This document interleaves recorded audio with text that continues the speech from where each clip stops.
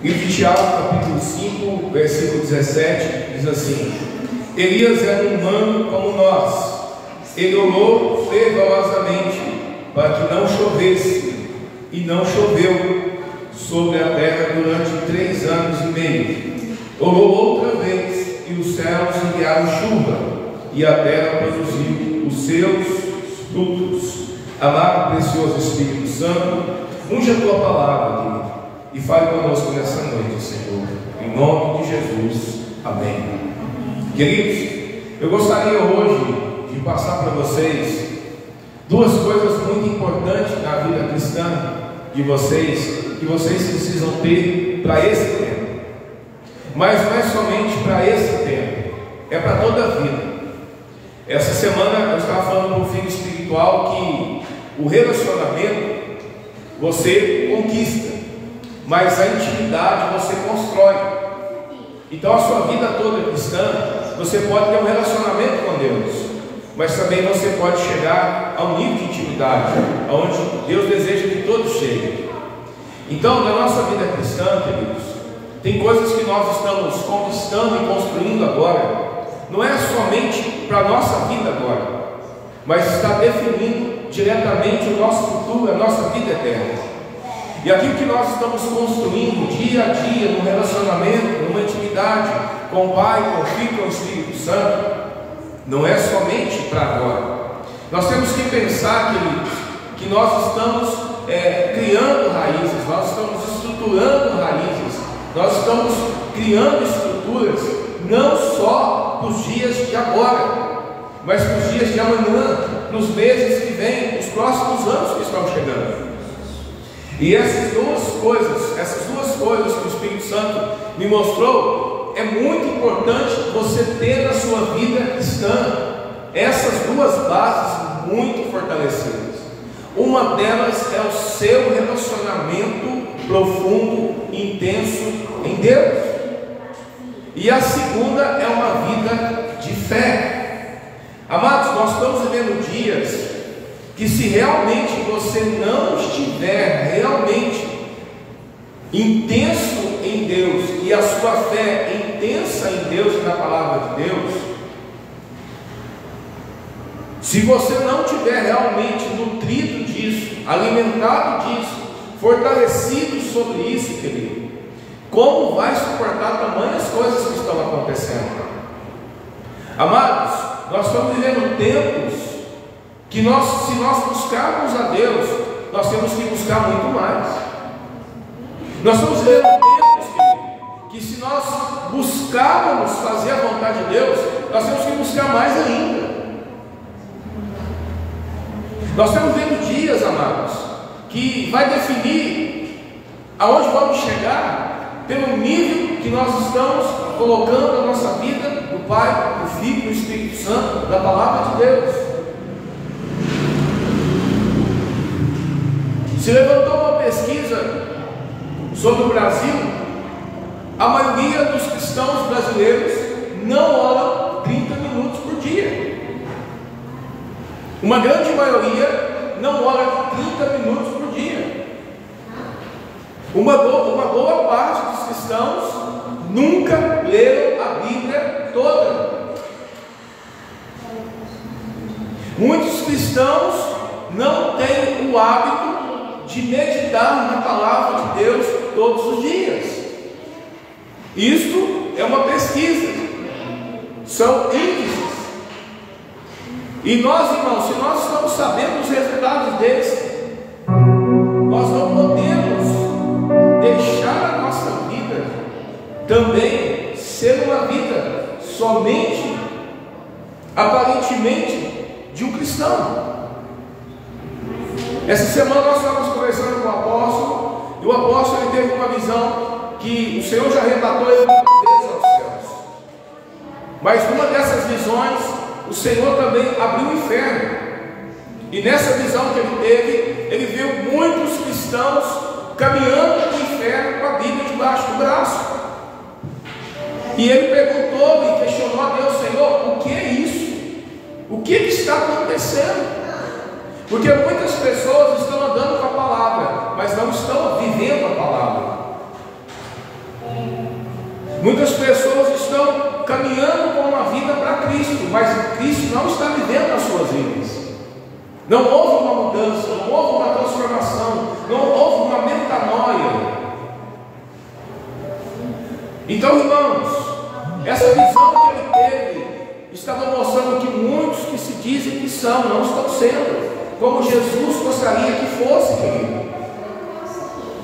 Então, amados, com muito amor, como pastor, como pai espiritual, foque mais a sua vida num relacionamento profundo e intenso do Pai, do Filho e do Espírito Santo.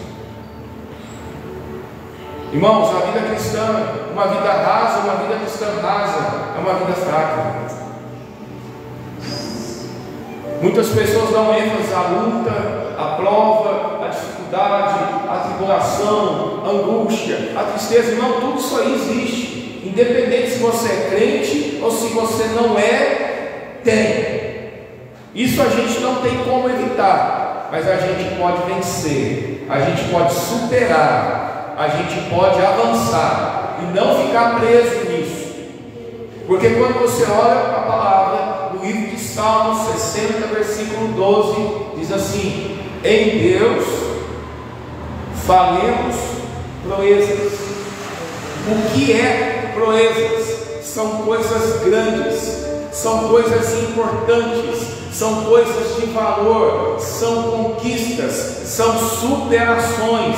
Então, em Deus nós faremos proeza, em Deus nós vamos saltar muralhas, em Deus nós vamos vencer os problemas, em Deus vamos vencer as tribulações, em Deus vamos vencer as dificuldades, em Deus vamos vencer, irmãos, as adversidades. Em Deus está a nossa resposta, querido.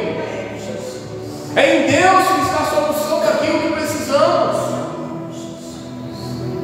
Então não foque naquilo que não glorifica a Deus, porque muitas vezes você tem um problema, você fala: mas esse problema é muito grande, não vou conseguir. Os seus olhos estão olhando dessa maneira, mas os olhos de Deus estão olhando de outra maneira. Deus está olhando: olha a oportunidade de eu manifestar o meu poder, olha a oportunidade de manifestar a minha glória, olha a oportunidade de eu mostrar que eu sou Deus, olha a oportunidade de eu revelar a minha grandeza. Deus está olhando para você dessa maneira, e você precisa ter os pensamentos de Deus. E a Bíblia diz que os pensamentos de Deus são maiores que os nossos pensamentos. Deus não pensa como você pensa, Deus não vê como você vê, Deus vê além. Entenda uma coisa, querido. Elias era um homem que não estava diferente no contexto de sociedade que nós estamos vivendo. Naquela época havia muitas mentiras, havia muito engano, havia muita fraude, havia muita corrupção. Jezabel era uma rainha terrível que abusava da autoridade, não respeitava o marido, não respeitava a autoridade do marido. Ela fazia o que queria e desmandava como queria, ao ponto dela trazer profetas para comer na sua mesa, servir os seus caprichos, fazer aquilo que ela desejava ou queria. Mas nesse contexto havia um homem diferente. Havia um homem, a Bíblia diz, Elias era um homem como nós. Havia um homem que decidiu viver a sua vida intensa em Deus. Você já fez um voto com Deus? Você algum dia da sua vida cristã chegou diante de Deus e falou assim: Pai, eu consagro a minha vida ao Senhor, eu quero ser um instrumento nas suas mãos. Pai, tudo o que eu fizer para glorificar o teu nome, com palavras, atos, atitudes, com ações, Pai, a minha vida, eu quero fazer um voto ao Senhor, que a minha vida seja para glorificar o Senhor. Eu penso que Elias fez esse voto, eu penso que Elias fez essa oração. Elias não entrou no sistema, Elias não deixou o sistema falar mais alto, Elias ouvia a voz de Deus. Elias não se vendeu, Elias não se procrastinou a fazer parte daquilo ali. Não, Elias tinha uma posição diferente. Mas a Bíblia diz que Elias era um ser humano como nós. E qual que foi a diferença desses profetas de Baal e a diferença na vida de Elias? Era a vida que Elias tinha com Deus. Vocês estão no contexto, eu estou no contexto, que muitas das vezes nós estamos no meio de pessoas que não servem Deus, que não confessam a mesma fé que confessamos em Cristo, e crê na mesma palavra que cremos. E nesse contexto onde estamos, o Senhor nos leva ali para nós sermos um Rio Jordão. Nós precisamos ser um Rio Jordão onde estamos. O que é o Rio Jordão? Aonde o Rio Jordão passa, floresce.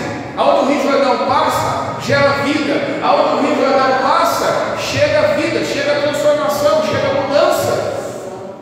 Mas o rio morto é onde a água é depositada e a água não sai para lugar nenhum. E em volta dele não tem nada. A água do Espírito Santo tem que correr a sua vida e através da sua vida aonde você passar, querido. Você tem que ser um agente de Deus onde você passar. Você tem que ser um Rio Jordão na sua casa. Você tem que ser um Rio Jordão na sua família. Você tem que ser um Rio Jordão na sociedade. Você tem que ser um Rio Jordão no seu trabalho, nos seus negócios. Você tem que ser um Rio Jordão onde você estiver. Essas águas do Espírito têm que passar e causar mudança aonde você está passando. E Elias, um dia, Elias viu um contexto que as pessoas achavam que o verdadeiro Deus era Baal. Só que Elias tinha um relacionamento com Deus. Elias sabia e conhecia o poder desse Deus maravilhoso. E a Bíblia diz que ele desafiou os profetas de Baal e disse assim: o Deus que responder com fogo, este é o verdadeiro Deus. Mas interessante que Deus não disse para Elias que ia responder com fogo. Mas Elias tinha uma intimidade de saber que Deus podia fazer coisas tremendas, coisas poderosas e coisas maravilhosas. E quando você entra nesse nível de Deus, querido, nada mais te abala, nada mais te perturba, nada mais rouba o seu sono, nada mais rouba a sua mente, o seu coração. Nós não podemos ser cristãos oscilantes. Um dia estamos bem, um dia estamos mal, um dia estamos desanimados, um dia estamos cansados, um dia estamos aflitos, um dia estamos ansiosos. A Bíblia diz: lançai sobre ele toda a vossa ansiedade, porque ele tem cuidado de vós. A Bíblia diz: não andeis inquietos por coisa alguma, sabendo que o vosso Deus conhece e recebe as vossas orações. Então, se tem um Deus que nos conhece, se tem um Deus que sabe o que precisamos, se temos um Deus que zela por nós, por que não vamos descansar mais nesse Deus? Por que não vamos confiar mais nesse Deus, querido? Hoje eu postei no grupo uma oração que traz resultado. Ela tem 3 fases. Primeiro, irmãos, é você orar. Segundo, é você confiar naquilo que você orou. E terceiro, é você descansar. Eu oro. Oração é falar com Deus, é se relacionar com Deus. Oração não é só pedir, não. Oração é você se relacionar com Ele. Oração é você chegar no Santo dos Santos. Oração é você queimar incenso diante do Todo-Poderoso. Então você ora, mas não é somente orar, você tem que ter fé, você tem que ter convicção, você tem que ter confiança naquilo que você está orando e apresentando a Deus, e sabendo que Ele é fiel, poderoso para fazer, para realizar infinitamente mais, além daquilo que pedimos ou pensamos. E o terceiro é descansar. O que é descansar? É você saber que agora está com Ele. É você saber que agora a sua petição, a sua oração, a sua intercessão está com Ele. E de alguma maneira Ele vai fazer. Mas muitas vezes nós não descansamos. Será que Deus vai fazer mesmo? Será que Deus me ouviu? Será que Deus vai manifestar? Será que Deus vai fazer de que maneira? Irmão, você não está descansando. Olha para a Bíblia. A Bíblia diz: aquietai-vos de saber que eu sou Deus. Aquietai-vos de saber que Deus, é quando você aquieta, é quando você descansa que você vai ver a manifestação dele. Glória a Deus, aleluia.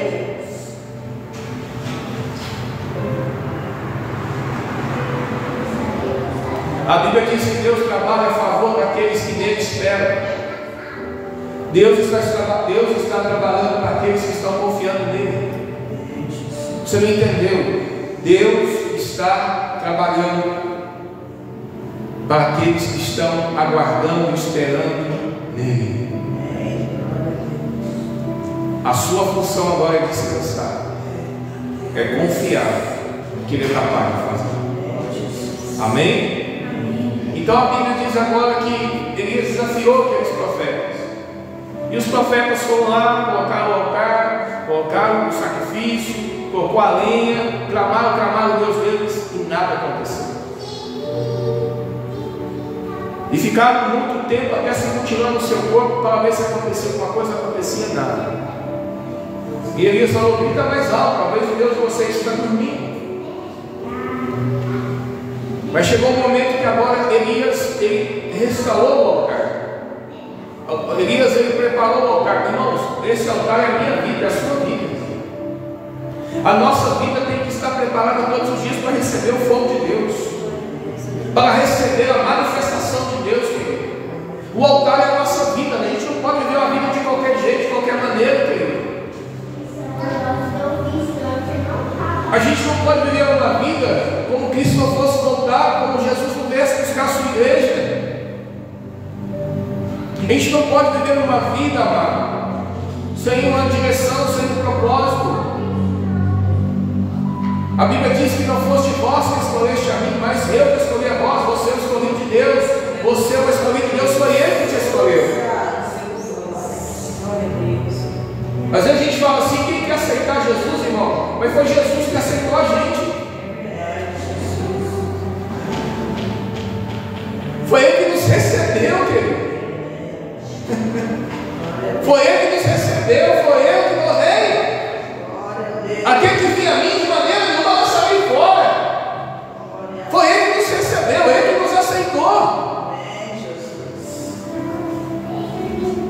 E nós temos que valorizar isso.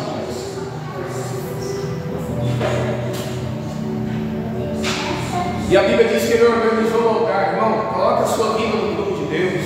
Alinha a sua vida com o Pai, com o Filho e com o Espírito Santo. Não viva uma vida rasa em Deus, querido. Se você está orando 5 minutos, comece a orar 1 hora. Se você medita um capítulo por dia, comece a meditar 2.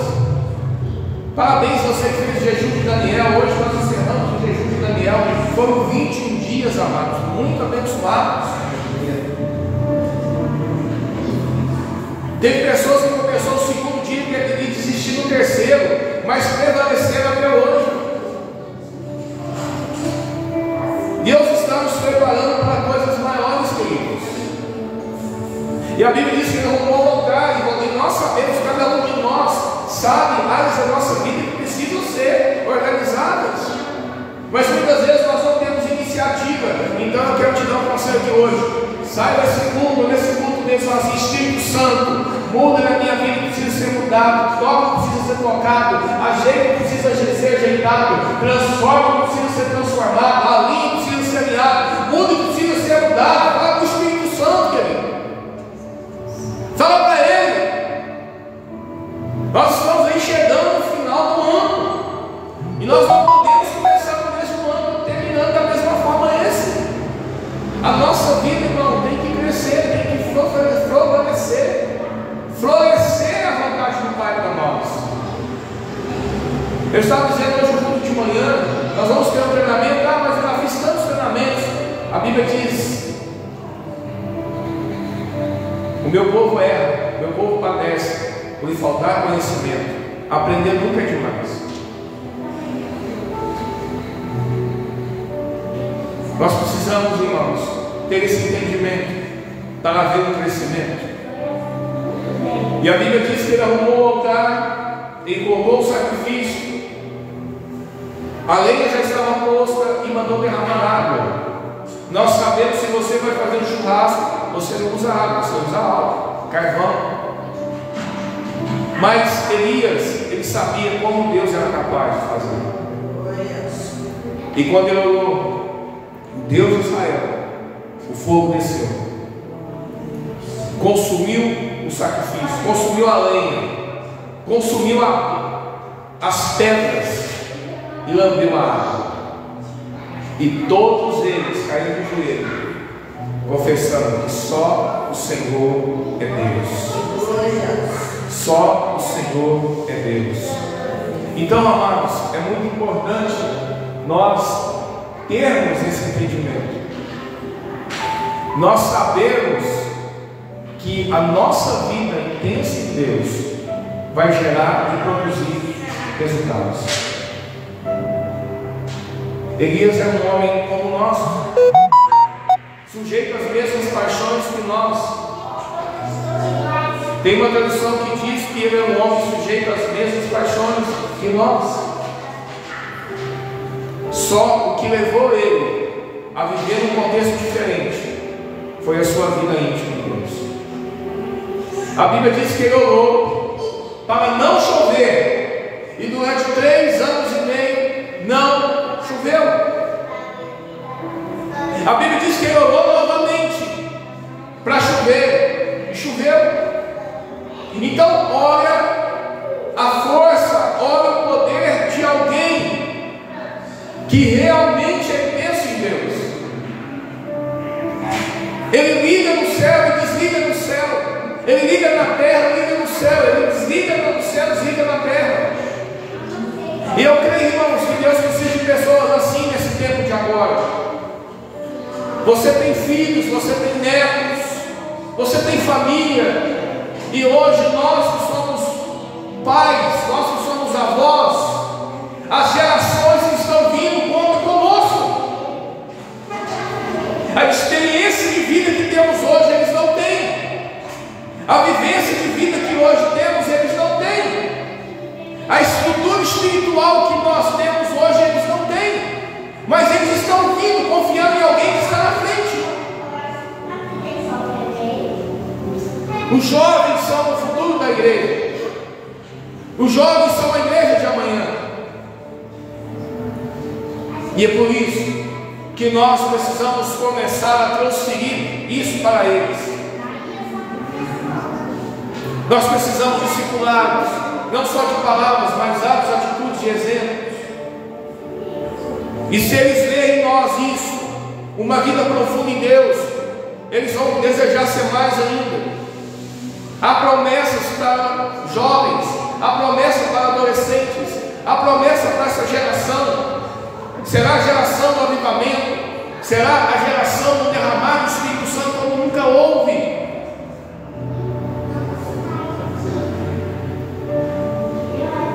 Elias, ele não se importou com o sistema, mas ele se importou em ter uma vida com Deus. Irmãos, você ser intenso, em uma intimidade intensa do Pai, do Filho e do Espírito Santo, é uma decisão sua. Deus não vai decidir por você. Deus não vai decidir por você. Deus não vai chegar para você e falar: filho, me busca mais, eu estou precisando de você. Não, Ele vai fazer isso. Mas o coração dele há um desejo grande que você se relacione com ele. A Bíblia diz que durante a virada do dia, Deus ele vinha, irmãos, isso é tremendo. Deus ele vinha falar com Adão e Eva. Deus vinha, Deus descia do seu trono e vinha conversar com o casal. Você sabe o que é isso? Ele vinha conversar, ele vinha saber, ele vinha ouvir. Irmãos, tudo que Deus criou é lindo, é maravilhoso, é perfeito. Quando você olha para a natureza, você fica encantado, impactado no que Deus fez. Mas a obra mais perfeita que Deus criou, a obra mais bela que Deus criou, a obra mais bela que Deus fez é você, é o ser humano, é você.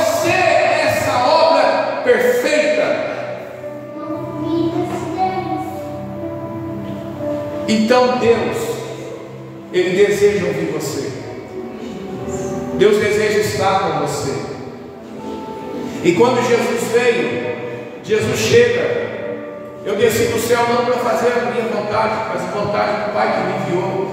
Quando Jesus fala Pai, todo mundo fica chocado, porque no Antigo Testamento você não vê ninguém chamando Deus de Pai.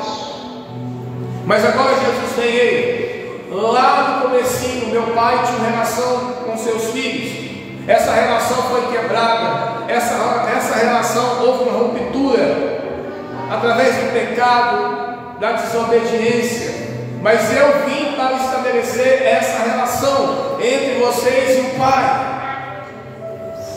E antes de Jesus adentrar nos céus, Jesus disse para os seus discípulos: Ele virá, o Consolador virá, o Consolador, o Ajudador, o Companheiro, o Paraquedas, o Advogado, o Amigo Fiel, o Espírito Santo virá. Entenda uma coisa: no Antigo Testamento o Espírito Santo vinha sobre os reis, sobre os profetas e sobre os sacerdotes. O Espírito Santo vinha, não permanecia.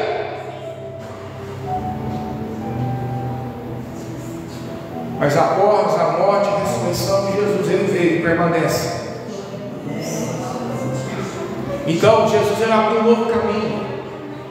O véu se rasgou. E hoje você entra no Santo dos Santos a hora que você quer, a hora que você deseja. Às vezes, amados, nós estamos construindo tanta coisa na nossa vida, a gente está avançando em tantas áreas da nossa vida, e é bom, é gostoso você olhar para trás e falar: opa, eu estava ali, eu já cheguei aqui, nossa, eu estava aqui, Deus já me levou ali. Irmãos, é maravilhoso, é glorioso, é poderoso. Mas lembre de uma coisa: o que você está construindo nessa terra vai ficar nessa terra. O que adianta um homem ganhar o mundo todo perdendo sua alma? Podemos construir, claro, podemos fazer, claro, podemos ter, lógico. Essa é a vontade do Pai. Deus tem alegria em fazer a prosperidade do seu servo. Mas o que estamos construindo na eternidade? O que estamos gerando para a eternidade? Amanhã Deus recolhe você. Você tem uma herança espiritual para deixar para os seus filhos? Você tem uma herança espiritual para deixar para os seus netos? Você está deixando um legado para eles de fé, de vida, com o Pai, com o Filho e com o Espírito Santo?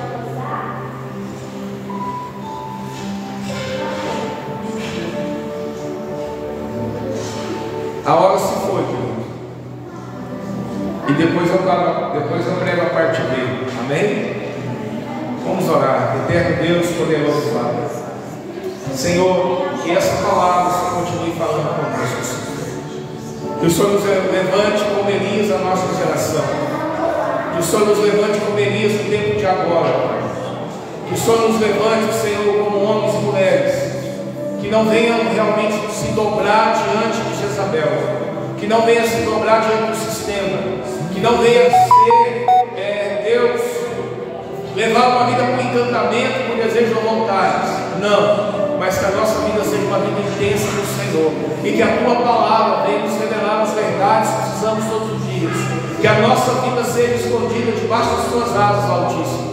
Senhor, nos leva, Senhor, a ser nutridos pela Tua presença, tocados pela Tua presença, Deus, enxertados na videira para gerar e produzir centenas e milhares de frutos, Senhor.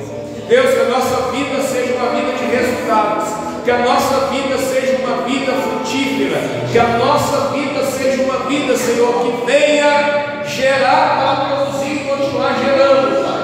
E que o Senhor, nessa noite, coloque uma fome tão grande, uma sede tão grande no nosso espírito, Senhor, que nada